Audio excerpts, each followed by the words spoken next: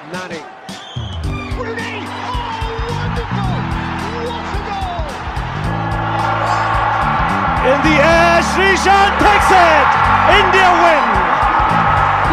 Unbelievable scenes here at the Bull Ring.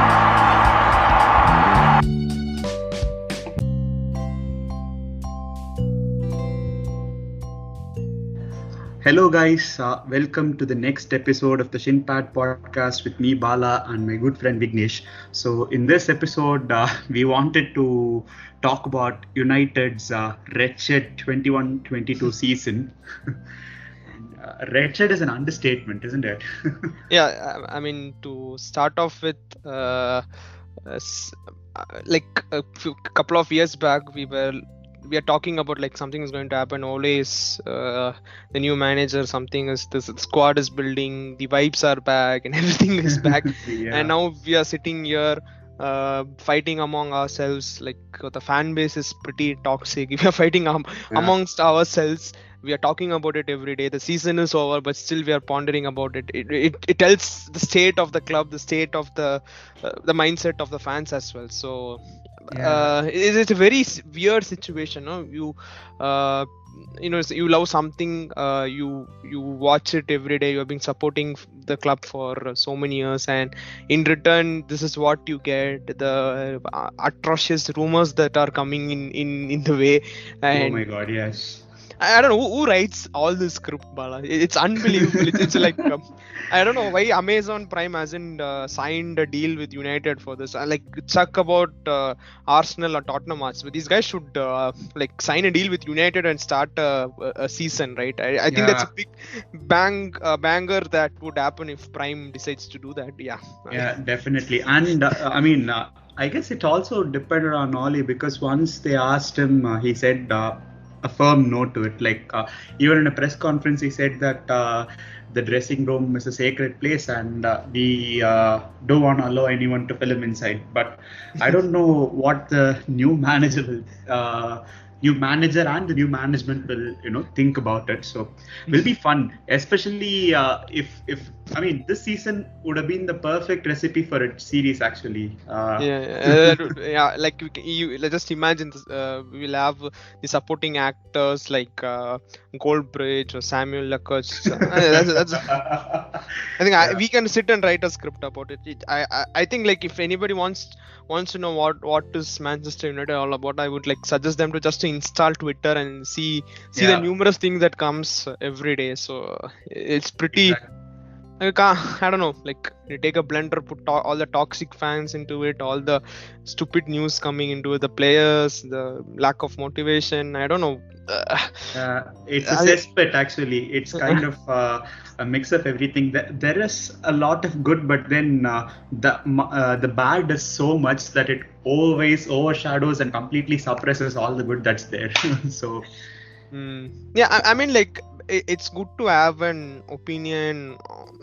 I mean everybody's entitled to have one, but the way these agendas are being shaped up, being like thrown away, like on a particular player being labeled to so and so, we had numerous things happening in the last 2 years. Like just I don't know where to start off with. Then there was a issue with Rashford. I mean like the racist issue. Then we all came together. Then there was an issue with Harry Maguire. Then there was a talk about Paul Pogba. So it is like each individual player. This club is like, I don't know if I don't follow that other club so closely as United, but if you just look into it, every individual had something wrong, like, and most of them were tied up to the normal life. Like for example, you remember a year back, people were abusing Ole because he was just smiling. He's just a basic human nature. Yes. And there was a set of crowd which were like abusing Sancho, Rashford, or Bukayo Saka as well. They're not taking his name because he's not a United player, but still, all that, something like all the issues have been mixed up with the normal things that are supposed to be normal, right?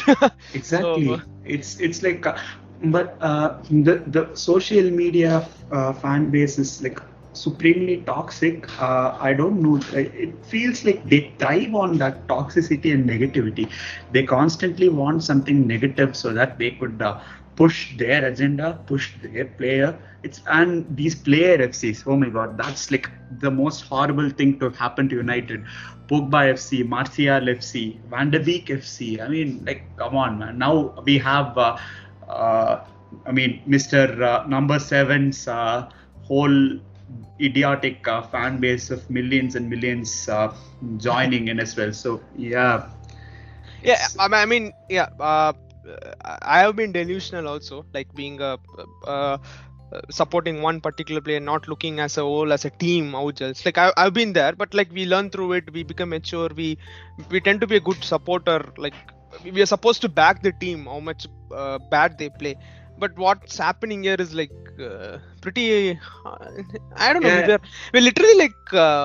A relegation team, like somewhere when Ralph came in, we were like in a relegation form. I don't know, like how we this club pretty much sums up like players who are supposed to get slanders are not getting, so that sums up what our club is all about. But then it's Manchester United. Every fan base has these weirdos, but our fan base is easily the worst among all the fan bases. It's like quite toxic, but the match going fans are actually quite the opposite. At least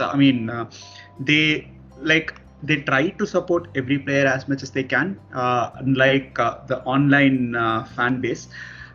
Even the match-going fan base kind of sort of started turning towards the team because the on-field performances were abysmal. I mean, it did add to all this miseries, as you were saying.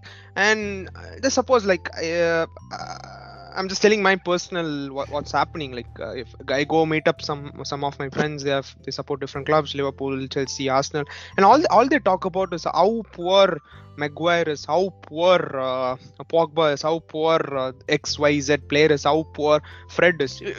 Can you just imagine like how Fred was slandered just a couple of years back, like how he was being abused, and now see people are some group of people are realizing their mistakes, but like what I'm supposed to say, like this agenda has been like carried forward to other people's perception, and it has become so normal. So we instead of fighting with I don't advise to fight, but like instead of arguing with the other people, we are arguing amongst ourselves, and this is pretty much, I don't know, fucked up fan base. It is. There is no better way to put it actually, and it keeps happening. I mean, even I have my own set of agendas. I sometimes use my own personal account. I don't like abuse or anything, but I just push it up a little bit just to trigger some people and stuff like that. So that's okay, unless it's not going out of limits. Like people like it's like if somebody is talking about Maguire, the first thing they are calling is his appearance. They're calling him a slabhead or a fat guy or a bridge or something. So people are being like, I don't know, there is this factor of unconscious bias like we all are thought about in our corporate world, and it has slowly sunk in our lives, and we are being unconsciously biased towards something. And and to add to it, there are a certain set of ex-players adding adding more fuel to this. Like I'm a huge fan of we can take names because they are the ones who are causing all these miseries. See, I'm a huge fan of Rio Ferdinand, the player. I see that man in the streets right now. I don't know, like how he has. I don't know if he's blind to start off with, or is he being too much cautious in protecting his opinion. And I don't think so. They are they are still boomers. Rio Ferdinand, even Roy Keane for that matter. Roy Keane is actually really worse sometimes. I don't think he understands how much football is evolved. Football is evolved, and how much personal things are. Sometimes those are much more important than football itself. So in that case, Rio Ferdinand can bleed X number of times, but if I have something much more personal to tend to or something, I can't be blamed for it. I think people are still stuck up in that that world, that the definition of passion itself. It's very confusing nowadays. Okay, I thought a couple of years back, like I watched a YouTube video of Vidic or Roy Keane. I thought that's passion. I think that's the problem. I think these players are having. They were stuck in their own world, and it has evolved in many ways, not just in the game but in the personality as well. That's being questioned. That's the same example which I told you, like people were questioning when Ole was laughing when he was losing, so Smiling, yeah, exactly. so it's just connecting. I'm just like little bit angry towards Roy Keane, Rio Ferdinand, even Evra for that matter. I don't know who hired Evra, who's like Evra is a clown, to put it simply. I mean, on the field he was a brilliant player, but yeah, he has always been that easy. I mean, going guy off the field. So and it kind of shows when they when they talk about the players that they kind of like, they want to protect. When Evra talks about Pogba, he really protects him. Like you can see that it extends to further players. Rio Ferdinand is a very good friend of Mr. Number 7, so he protects. He goes out of his way to protect him, and this keeps happening for various players. And yeah, this is a problem. And Rio Ferdinand suggested that we should buy Max Aarons. And then I was like, why is he suggesting a player who would not exactly improve our defense by any stretch of imagination? And then I go on Twitter and see that the agency that represents Max Aarons is, I guess, is controlled. Is controlled by Rio Ferdinand or something like that. I'm like, I think it's associated with that agency. Yeah. I don't know. That's what.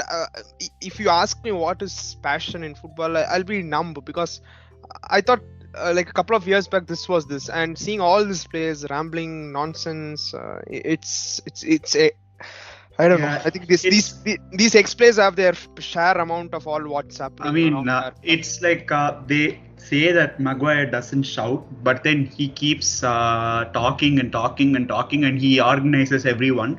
So to be a leader, that's more than enough. You don't want to be shouting and moaning all the time to be a leader. You have to just pick your moments to do that. And the problem is Bruno does that, but then he overdoes it every single time. He shouts at the referee every single time. So yeah, you get that feeling also when you watch him. Even the last match, when you watch Bruno playing, you somewhere feel that is he trying to do something more? Is he trying to do something less? No, that led to that goal. That's what I'm emphasizing on. Exactly. Yeah. So that's what coming back to Maguire. See, I have my personal anger on Ole, like on choosing Maguire as the captain. I think somewhere like most of the fans do, like when you're choosing captain, someone who's coming into the club for the first time, to choose him. I did have my anger on that. Then I was like, okay, let's give him a chance and see him how he performs. Yes, he had a good season, right? Couple of seasons back, which we cannot deny. And this season, yes, he was pretty bad, but there were other set of players around him also were to take the blame. So and we were playing without any proper defensive structure throughout the whole season.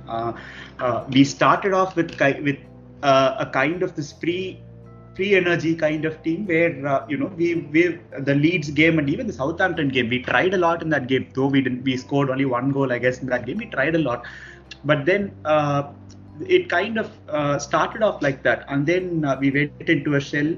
We tried something, nothing worked out, and then to accommodate new players, it became a bigger difficulty, and it just went on and on. And when Rangnick came in, he told that we were controlling games, but I mean it wasn't visible like that, right? Yeah, maybe for 4 or 5 games, I guess, but after that it was like quite there was no control, and it just went downhill. So it's like you put some players in a very faulty defensive structure and ask them to play in a way they can't play with whatever is there and how whoever is there. Every player's flaws is going to get magnified. That's what happened this season. So it's a sad thing, but I mean, Maguire has been poor individually as well. I mean, but then who has been good this season?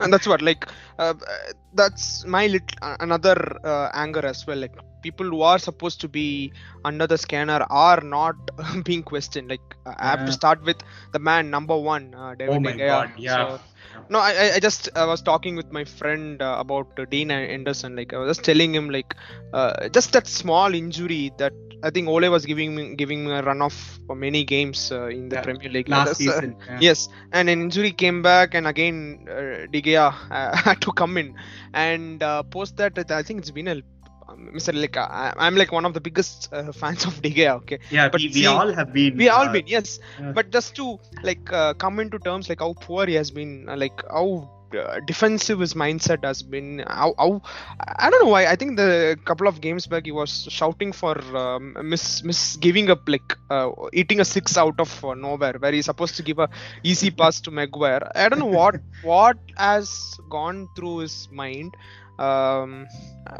No, and just to tell you, like we ourselves are, we know that how bad is De Gea is, but why the management is not stepping up? Is there something? I think we remember. I remember talking about this. Like, is it because De Gea has something to do with his contract clause or something? And we don't know what's happening behind the doors. But the number of games he's been getting, or the finals that he's been costing us, exactly. Europa finals, or even the FA Cup. I thought we were having a good chance against Chelsea. I think we like, oh my God, yeah, he completely messed it up. The 2019-20, and then further back, 2018-19 season, it was main. I mean, we did lose 4-0 to Everton and all that, but because of De Gea, we pretty much lost the top 4 place and finished in the 6th place. And then in the same season, the Champions League game against Barcelona. I'm not saying that we would have had a chance, but we would have had a chance to win the game probably. But we would have had, at least a better probability of achieving something out of that game, if not for De Gea. I mean, McTominay was also not that good in that game, but De Gea again. So we can go back. I mean, ever since he had that horrific game against Portugal in 2018, I don't know. I think the Ronaldo hat-trick, right? But it's very confusing. Like, it's like nobody has the balls to go and tell De Gea like how bad he is, or just drop him from the games. And he's been showing this consistency throughout the season, but I don't know. It's very confusing. Like, nobody has gone to him like stating these are the basic skills that you should be doing. Nothing has happened. It questions like the management itself. Like, don't they have the authority to go and tell him, or are they scared to bench him? I don't know what's happening. But I'm not very weird because his refusal to evolve into a modern keeper. I mean, some players don't inherently have it. I don't know whether he doesn't have it or not, but he wasn't this lousy at passing the ball even previously. I mean, he used to have a couple of moments. Even last season, towards the end of it against Fulham, he made that amazing pass to Cavani that led to one of the goals of that season. So it's like he can do it, but then I don't know. It's like sometimes like I'm not sure if he doesn't have the confidence on the defenders that he should be having. I think that's one of the things I think that's been playing around in his mind. Like, he's not sure whether he has to stay back because his defense is not good, or because I don't know. It's a confusing, pathetic state. I think if Ten Hag, it's a very weird scenario. I mean, the problem is, for a modern keeper, he has to be good at distribution. He has to sweep the ball when necessary. He has to claim crosses. He has to move up. He shouldn't like go back further and go deep, and he should organize the defense and set up offside traps along with the defenders and command everyone and communicate. That communication is the most important part, and De Gea pretty much does none of these. I mean, he shouts only when the defenders make a mistake. He doesn't set the offside trap properly, nor does he communicate with the defenders properly. It's usually Maguire who has to organize the entire defensive line, or when Varane plays, Varane does that as well sometimes. So it's chaotic, and he is very hesitant in passing the ball, and even under the slightest of pressures, he just gets erratic completely. He crumbles, and it's crazy because his shot stopping has been good, but then his near post mishaps, even the last season Europa League final against Villarreal, it was a very simple goal that he conceded. He could have saved it easily, and again the penalty shootout. Oh my God. I think I'm no one to judge, because like I can't understand the situation or the pressure that the team undergoes, but that was a poorly taken penalty from De Gea. Poorly taken penalty, and I don't know, he could have if he had heeded to the instructions, maybe he could have saved a couple of penalties as well. It was like, and you know what? Today is actually the first anniversary of that game. So it's like it's like two extremes. We had this amazing Champions League moment 23 years ago, and last year we had that. So. It was I thought that would be the end of De Gea as a first team player, that Europa League final, but again as luck would have it, Dean Henderson had COVID at the start of the season. He had a minor injury as well towards the end of last season, so it was like it was long COVID as well, so he was out for a long period of time. Like he was not match fit for a lengthy period, and De Gea he was stopping shots very well at that time. So even when we take the overall metrics for Premier League, he has actually saved more goals than the XG that the defense has let in. So that's okay, but then only his shot stopping has been good. Even then, his 1v1 defending has been, like, goalkeeping has been pretty bad this season. Close range 1v1 goalkeeping has been pretty bad, and he has been very poor near post. So it's like you see Alisson, and to an extent Ederson as well. Alisson is heads and shoulders above everyone else, but you see Ederson, and you see even Jose Sa. Jose Sa is not going to be Alisson or anyone, but he's still very good. I mean, there are good season. Jose Sa or even Sanchez from Brighton. I think I was pretty much impressed with Sanchez against the game against us. Amazing. I remember the Twitter post from Brighton's page as well. They said like Spain's number one goalkeeper as soon as the match finished. It all boils down to this question, which is troubling us, which is troubling me personally. Like, why isn't the management like pinpointing all this basic errors that we are doing, like the goalkeeping, the near post? I'm not like individually telling the skill that I'm just the departments, like the goalkeeping, the defense, or even the finishing, or the most dreaded thing that has happened to Manchester United is goals from corners. Okay, like we had we scored after a million chances. I'm not sure. But I guess the one positive out of that is we have improved our defensive set piece record this season. We are the fourth best side when it comes to conceding through set pieces. That has improved, but offensively we have been one of the worst teams, easily one of the top 3 worst teams or something like that. I don't know, but we've been pretty bad offensively. That's what. Exactly. The point again. I'm reiterating that if the management is not, I think they would be addressing all this stuff, and if it's not being executed on the field. So the next question is: are the players are not doing their part? Are they not fit to do all these basic skills, or the team is not gelling well? So it's like a very weird thing. And most of the corner kicks that we have, it's either Bruno Fernandes or Alex Telles played most of the games in the second half of the season. So one of those two generally takes the corner kick, and I mean, I'm pretty sure that 9 out of those 10 corner kicks would not even cross the first man. So it's like even when we position ourselves better, our players are in good positions, we don't actually get the ball to those players in the first place. So it's a concoction of a lot of bad things that has happened this season, one after the other, and talking about the team management, so we went from being the best club or knowing to not sack any managers because Alex Ferguson was there for a long time, then having I don't know what 6-7 managers, I'm not sure, 5, 6 and 7 managers in total if we also include the interim managers. So who do you think was the best among all the 6-7 managers that we had?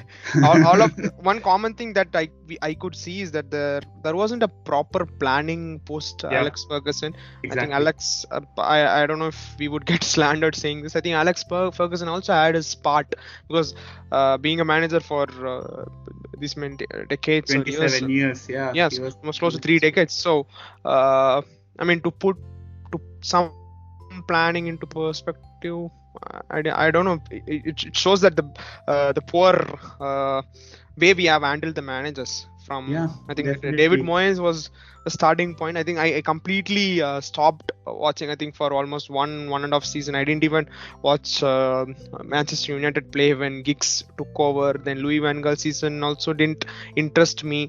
Then Those Mourinho were came in. I think we won full 3 days under Louis van Gaal. Yeah, it was like cat on the wall situation. So like, okay, we are doing good or we are not doing good, and all the player confrontation that we were seeing during Mourinho's time, like Paul Pogba's. Paul Pogba Paul Pogba versus Mourinho, or the Martial, or the way he was thinking about Luke Shaw. So all these things was like pretty weird. Mourinho, I think it's that time when I can say pretty much Mourinho's tenure was when we tried like to understand the mentality of all the players, how the dressing room was setting up, and after that when Ole came in, and I think we had a good start, and the next season was like when we finished second, that was unbelievable. But yeah, if we had won that Europa, I think Ole would be still around. We'll be giving him chances, but I think exactly.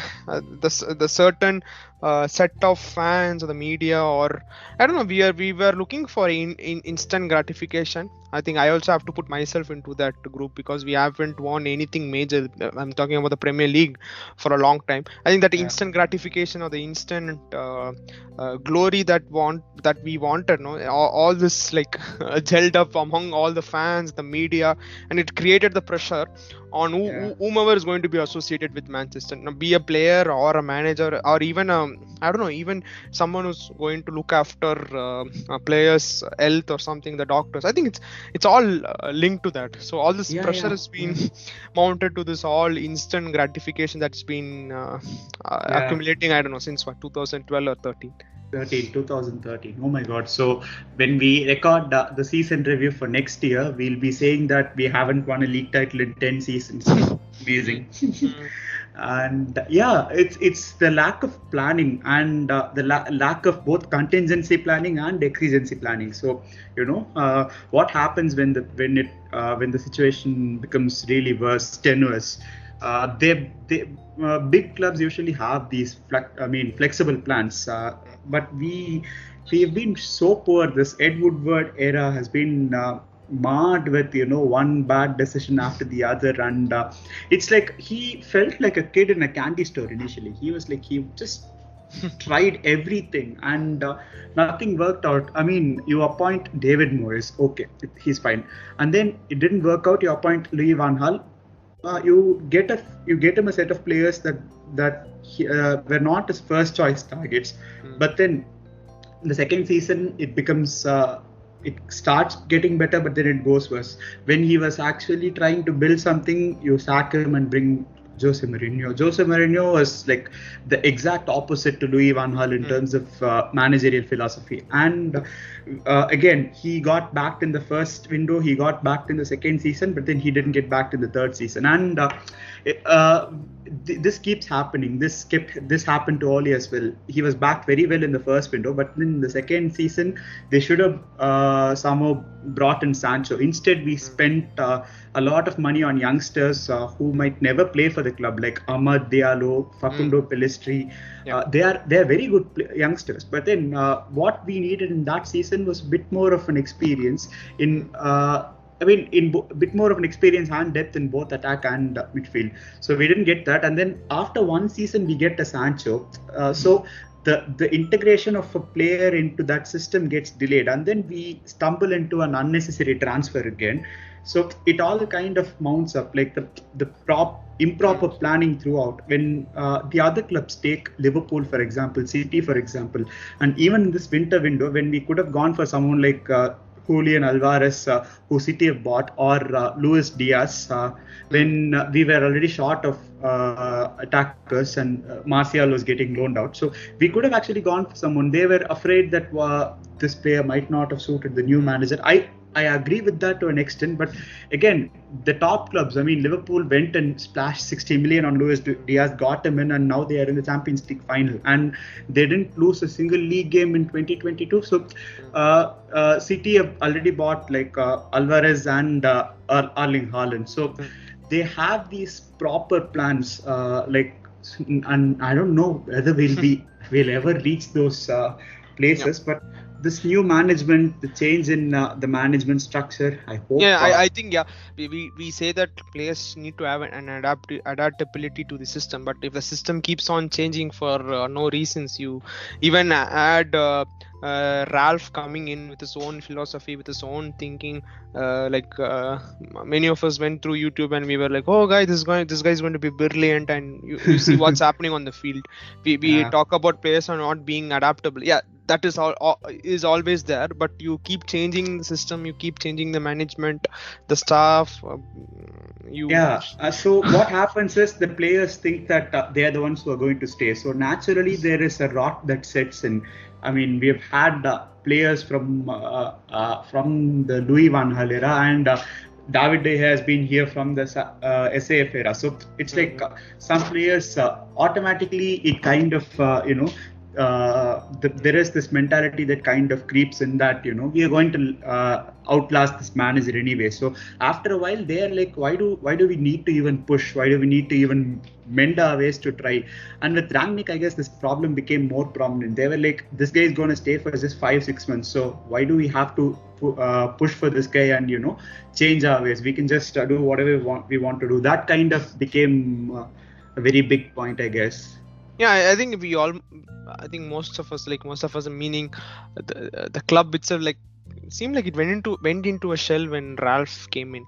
I think there was no effort in the style which we were playing, or the effort to even look good on a game, in any game. So the effort was lacking too. It was too pathetic. Effort was lacking from everyone. I mean, no bones about it, Ralph Rangnick's appointment as a coach has been a failure. He hasn't done anything to warrant any praise towards him, at least on the field. But then the players don't try as well. While Rangnick's methods have been obsolete and very set in stone, he hasn't been able to mend himself to the squad that he had. But then the squad hasn't been able to work hard for him either. So it's like a very there was a very mutual distancing or dislike towards both camps, I guess, and these constant leaks, one after the other. I mean, that's pathetic. Like, nobody knows what's happening inside unless some player comes storming out and saying this is what is happening. Or, as I said, like, if somebody is going to shoot an prime release of Manchester United, I think that's the only way we will know what's the truth.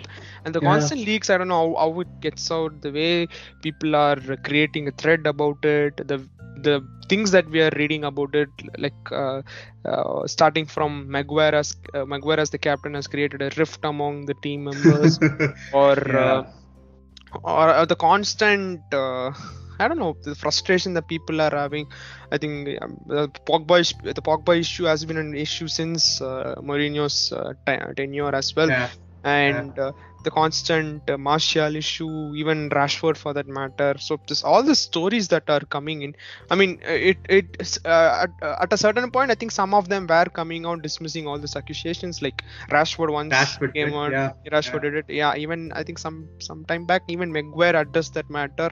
And it's good to address this matter. And talking about addressing the matter, the way Ralph has been speaking to the media, so it's I mean, okay, it looks like he's an honest man. He doesn't take back a step to talk about things that you are putting forward to him.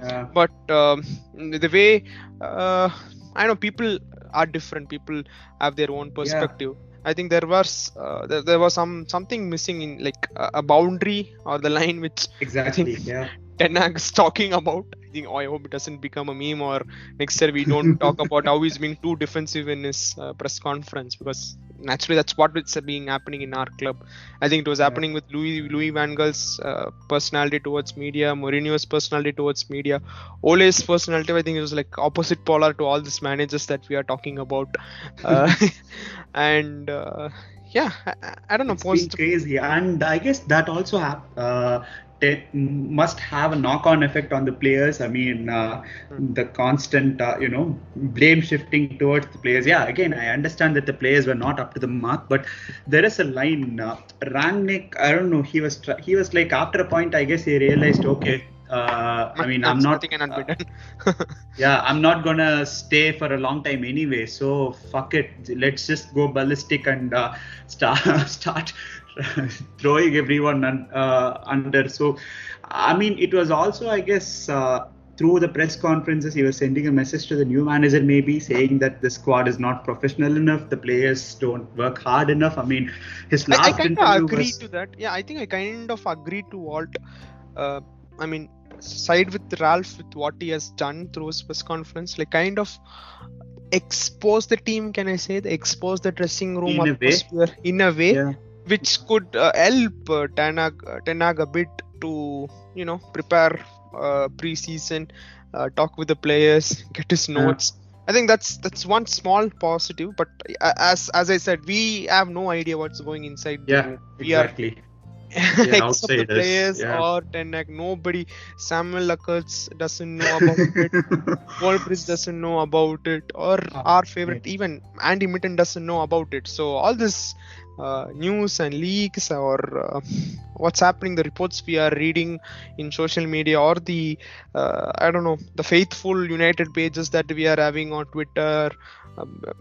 That's the big problem, right? Like you get a blue tick and you say something and people start to talk about it, circulate things in that's very weird fashion. I mean, it's like Samuel Lacazette, I don't know, he thrives on hatred or something. I don't know. It feels like he intentionally wants to spread something or stay in the limelight by spreading something viral or breaking, like this, like the Hindi or English media channels from India, like the news channels like Republic or Times Now, who it feels like that. Like, and we have the own internet brigade, like YouTube guys like Mark Goldbridge and Stephen Housen. Again, these guys are like Housen was good once upon a time, but then he has been talking nonsense these days. And his recent interview with the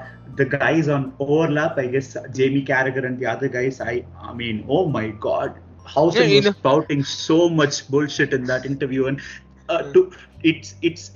it's hurting to say this, but Jamie Carragher is, I guess, the best pundit, most sensible pundit among all the clowns that are there. Yeah, even though like last few weeks he's been talking something unusual, but yeah, you are spot on. Like it gives you a feeling that what an outsider thinks about this club. He was quick enough to tell Ronaldo was not a good signing for this club. It was, I mean, like you ask anyone outsider, or you just listen to anyone like an ex-player outside this club, and you get a sense what they are feeling about, what they are talking about. They are not they are sure that their team is going to do well against United, right? So that's the problem. And I mean, for a team that scored 121 goals last season, we didn't exactly need a goal hogger or even a half space hogger like Ronaldo. We wanted reinforcements elsewhere, but we got some. Yeah, I'm going to just stick to the same point. Like, sorry for interrupting. The Ronaldo situation, or the illogical statement that's been going around the social media. People are asking where we would have been without Ronaldo this season. I don't know what a kind of top a statement four is that. finish. I mean, and not that way. I mean, like if Ronaldo is Yeah, not there, like somebody is yeah, going to play in place of him. It's going to be 11 players, right? He's going to yeah. sometimes going to try scoring it or score it. Just let's take last season. I think Martial, Rashford, and Greenwood. They had a big GA score, and Yeah, that was the season before last season. Yeah, yeah, last season Martial kind of dipped badly, and Dip badly. Cavani came into the picture. So Yes, exactly. Yeah, I'm talking the season before. So you see that like, we were showing some signs. It's not that uh, we are performing badly after Ronaldo arrived. So that notion of where we would have been without Ronaldo is absolutely yeah, stupid and illogical. It's the same thing what Samuel Lackers put on Twitter today, talking about how the COVID Premier League season is null and for United. Yeah. So yeah. if that case, it should have been null and void for everyone who won Everyone. everything in That's that the same. period. That's the same. I mean, reasoning that I'm trying to give with the statement that people are talking about where we would have been without Ronaldo. I think the guy who has been propagating this on this topic, who stands at the top of the list, is Tim Sherwood, and who's Yes. the guy? I hate him. Yeah, I just go mute. I prefer watching the Tamil version of IPL commentary than watching Tim Sherwood whenever he speaks on. And speaking of Ronaldo, I would just want to add this because with all the allegations of rape and everything, I mean, my moral leanings would have never allowed me to sign a player like that if I was owning a club of Man United stature. I mean, I can't I know what what the entire thing is. I've read a lot of stuff, but I don't want to comment more on it because it will create a lot of unnecessary problems. But it still shows, sometimes he's been a big name and all that, and even some people, socially conscious people protested very politely in his first game and everything. And and then right in the middle of the season we had another issue with Greenwood. So this is also there, and people are still, some people were I don't know, sympathetic of Greenwood. I was like, oh my god, you have damning evidence. Why are you even trying to support that guy? I mean, a friend of mine asked a very interesting question. I'm sorry for venturing out of topic, but I just want to take a couple of minutes because how can they be forgiven, or can they be forgiven ever? So to be forgiven, they have to own up to their mistake in the first place, right? If they have done anything, they have to own up to it, and they have to clear the air. If they haven't done anything, they have to clear the air. Maybe they could have some legal repercussions, but even within the legal side of things, they can actually talk as much as they can, and they can clear it up. I mean, so now we know that Ronaldo cannot travel to the United States because the case will be officially reopened, and he has to attend a trial or something. So it's like there are a lot of gray areas, and why do you even sign players like that? It's like, he's a commercial giant and everything, so everything goes under the bridge.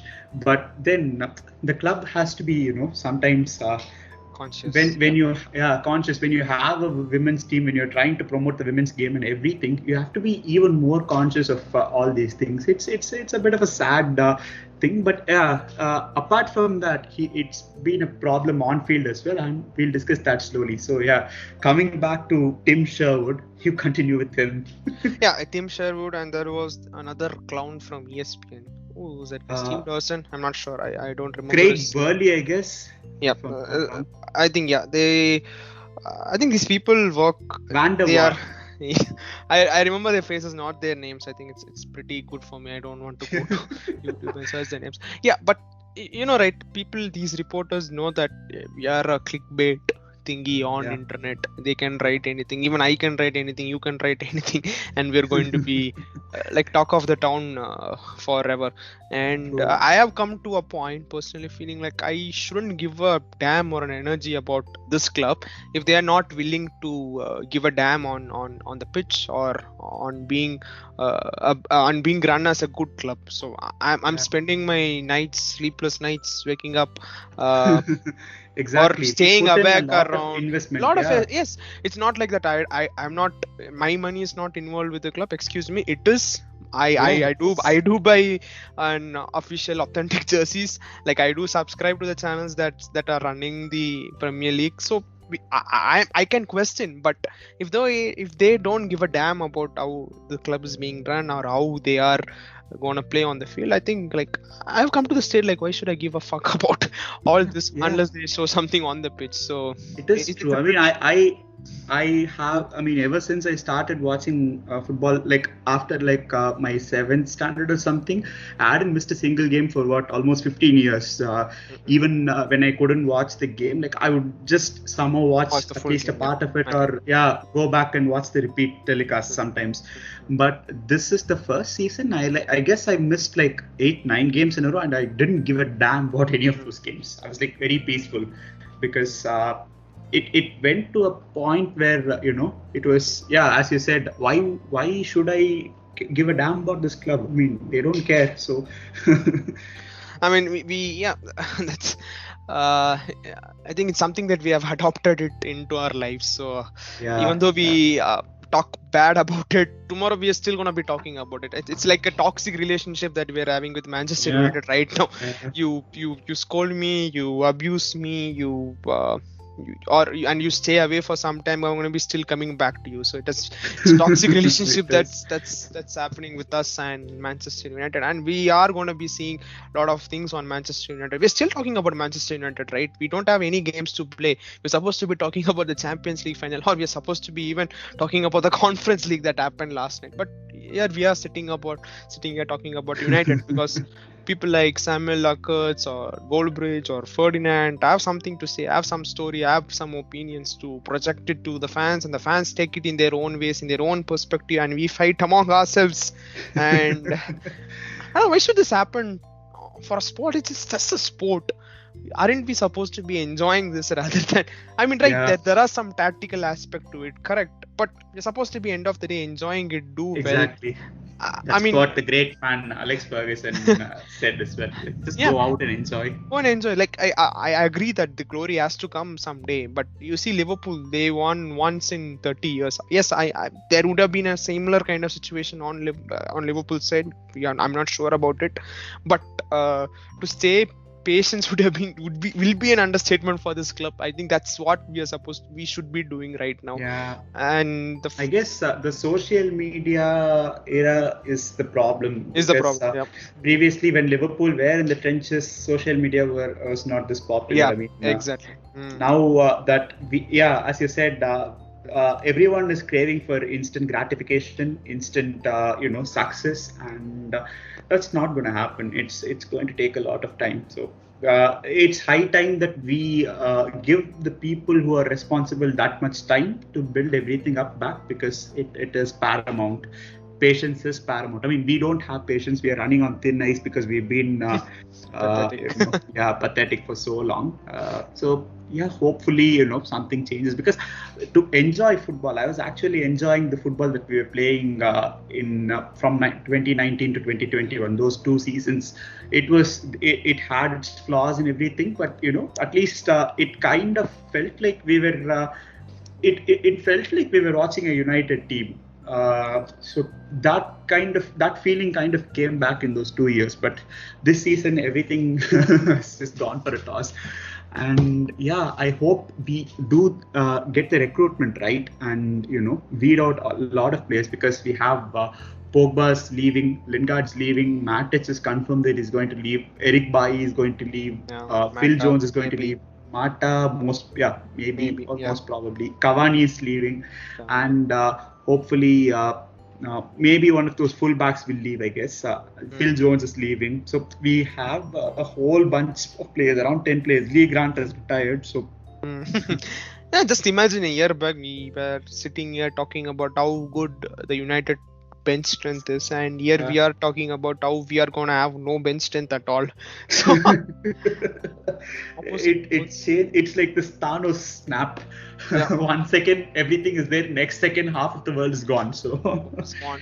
And I've been reading news that the next season is sold out as well, and I just want to give a shout out to all the away fans as well. I think they've been pretty they're the to best have. in the country. Yeah. Yeah, to have like I was just enjoying that period under Ole. Like we were some 25, 26. Almost 30 games, 29 games unbeaten on the road, I guess. Something like that. Crazy number, yeah. And to do that, and the fans that were supporting, I think it's a We- big deal. It's a big we deal. didn't have a lot of fans in games, but I guess we had fans in like at the start of that run, and then towards the end of that run we had some fans. But yeah, in the middle we didn't have fans, but still it was nice. Fans were sometimes fans would wait outside the stadiums, away stadiums, and all that. I was staying in the UK and I would hear some of these nice stories as well. Fans, trying to even when they couldn't go to the matches, they would just take the train and go somewhere to that place. And it's like that's what the club is. The fans, they dedicate everything. Like they invest a lot, not only money but energy and emotion into the club. But we don't get a good return on our investment, sadly. That's the.